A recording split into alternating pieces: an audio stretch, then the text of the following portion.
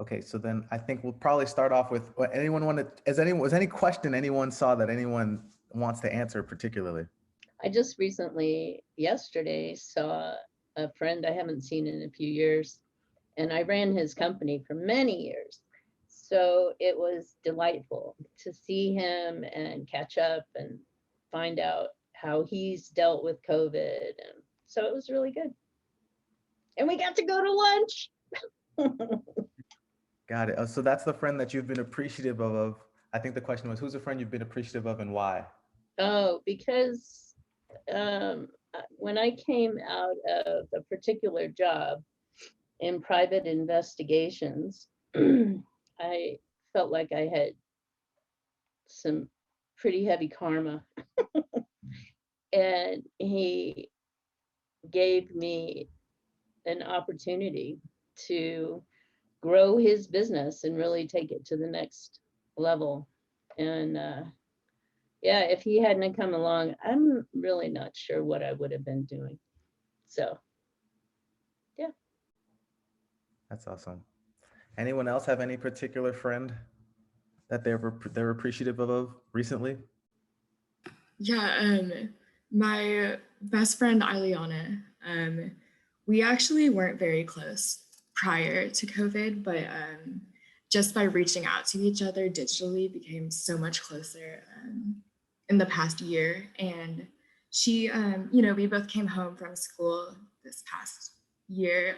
And so we've just been at home doing Zoom classes and whatnot. And so um, I don't know, it's just been really great to have her as a support system. And she did actually move back on campus this last semester, but even though we don't necessarily talk every day, I know that if I reach out to her once a week or once a month, I know that she'll respond and have something really insightful to say.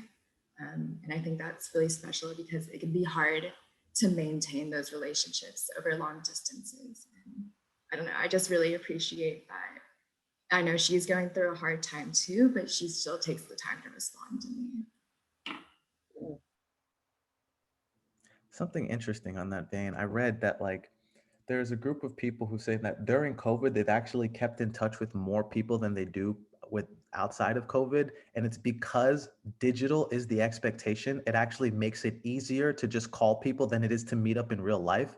So um, I know that at least and everyone's missing the in-person contact, and being in real life with people, but it's interesting to hear that there are people who are finding ways to maintain relationships that they didn't traditionally because of COVID and the digital expectation. I can go next. Yeah, please. Um, so I have a friend, her name is Mu Ping, and we've been friends for like 10 years.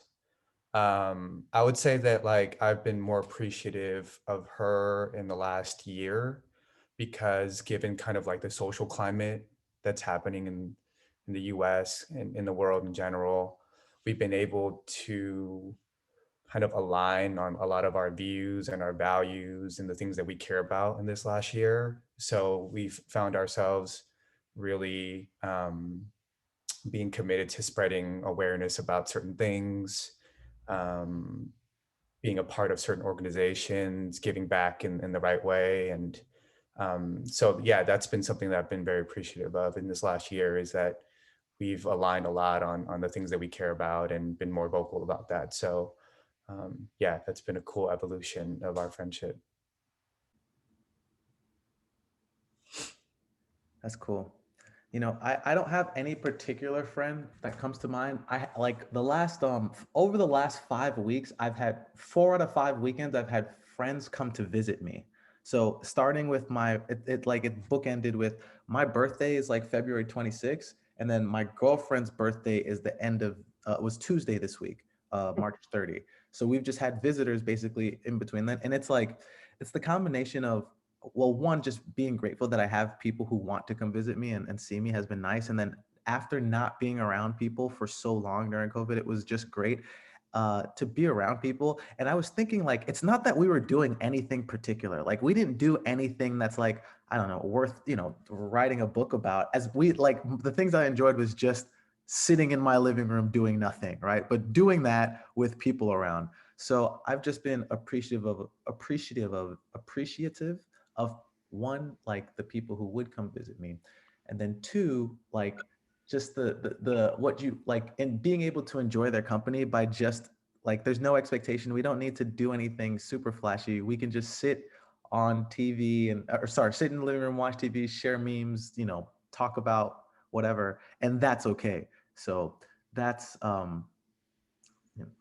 things I've been grateful for the last couple of weeks. If no one has an answer to that question, I'd love to ask the second question, because I'm sure everyone has a part here. What part of your life story are you most proud of?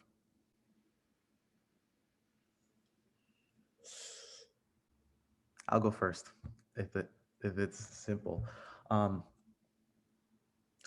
grew up in poverty. I grew up really, really poor, really, really, really poor. Um, I was very fortunate to have a mother who prioritized me and my brother's education, and she did everything that she could for us.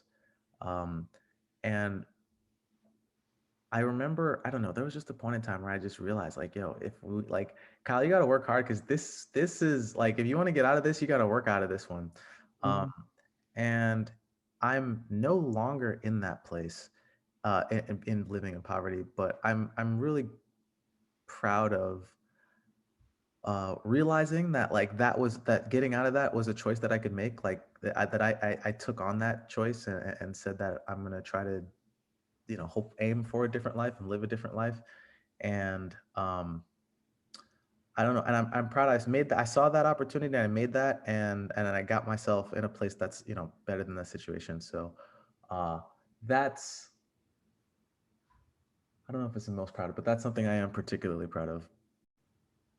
I love that, man. Yeah, and as someone who's worked with you at a previous company, and I've seen your work ethic, like I know that you work your ass off too. And yeah, like you definitely work for everything that you've gotten. So yeah. Appreciate it, man. It's really inspiring.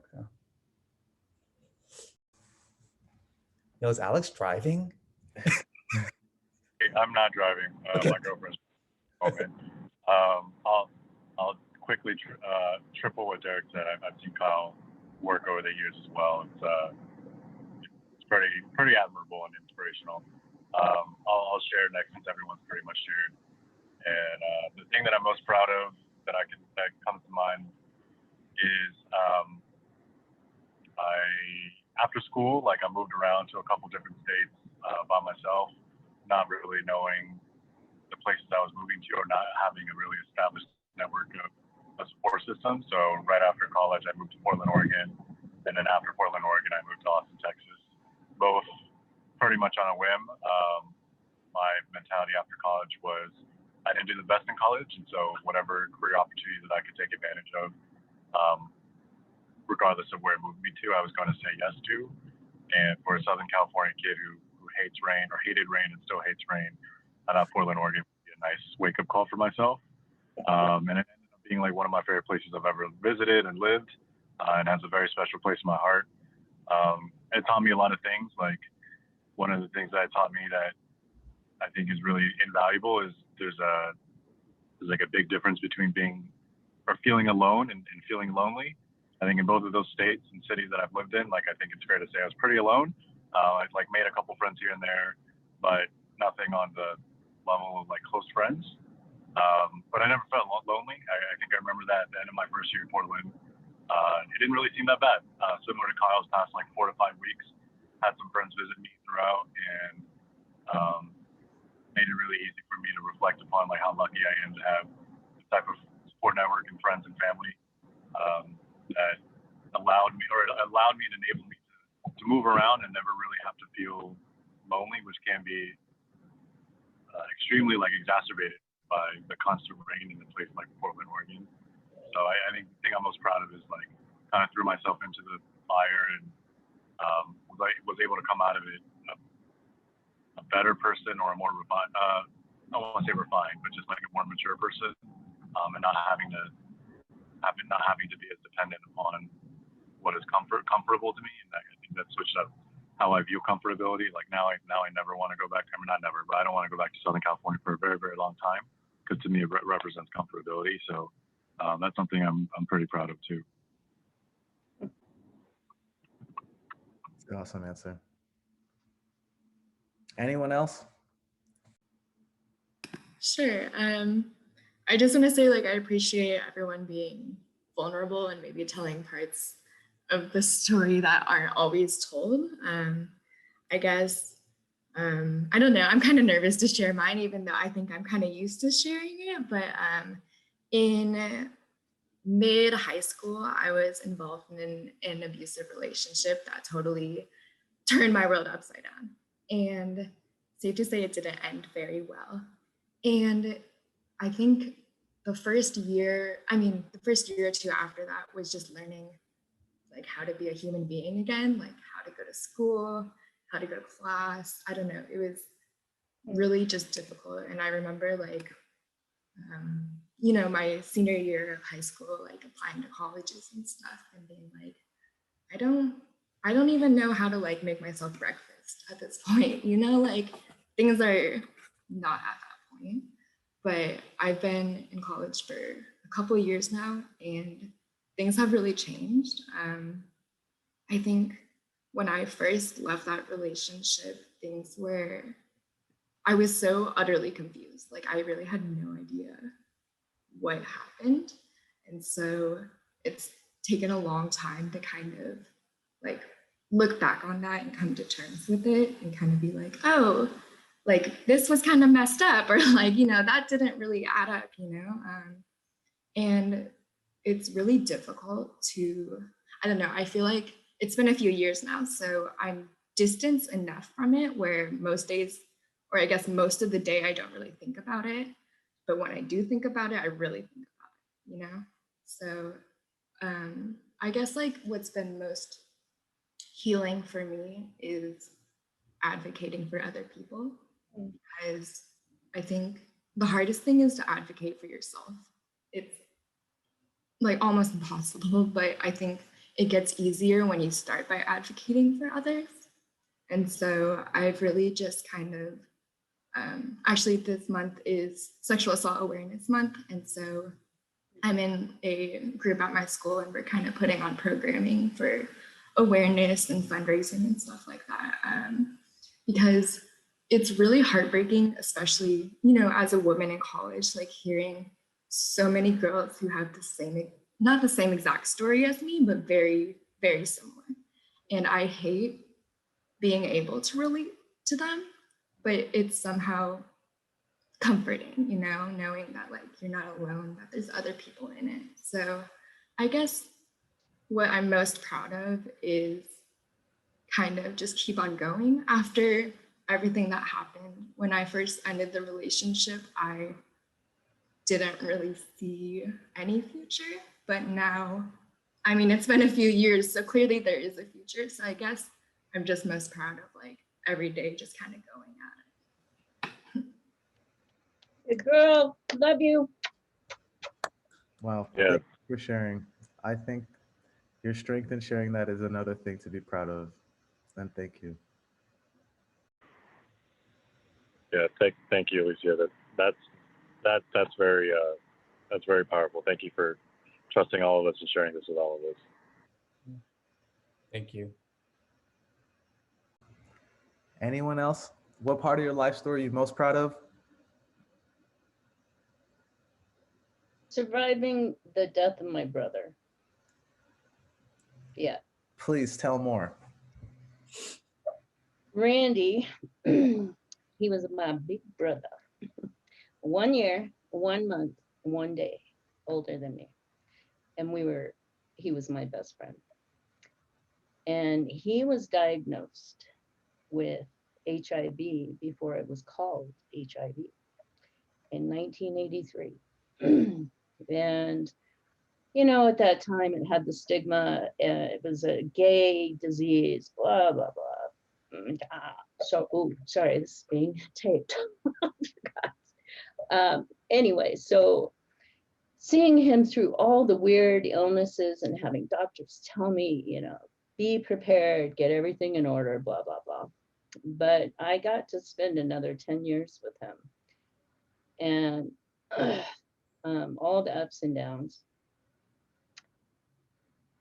And in 1993, I remember specifically, and I recorded the conversation with him and telling him, I don't want to live without you. I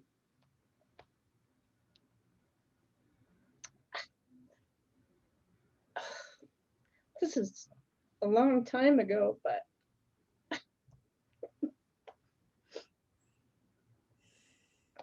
I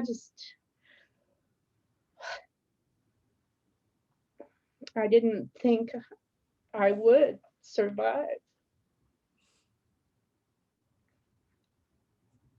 And sorry, I'm also a little raw from the whole Boulder shooting. It's weird around here right now. So just a little emotional. And Alicia, your testament was profound. Good girl. Sorry, guys.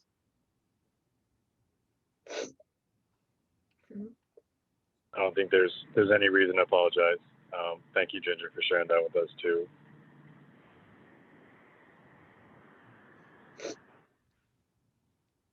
Yeah, thank you for sharing, Ginger. I think it's just it's a heavy time in general, collectively for all of us. So I appreciate that a lot. Yeah, thank you so much for sharing. And given, Ginger, that it's been many years, I know that you've kept pushing on. So I know you found a way to find, things worth living for. And I think that's beautiful in and of itself. And thank you for sharing.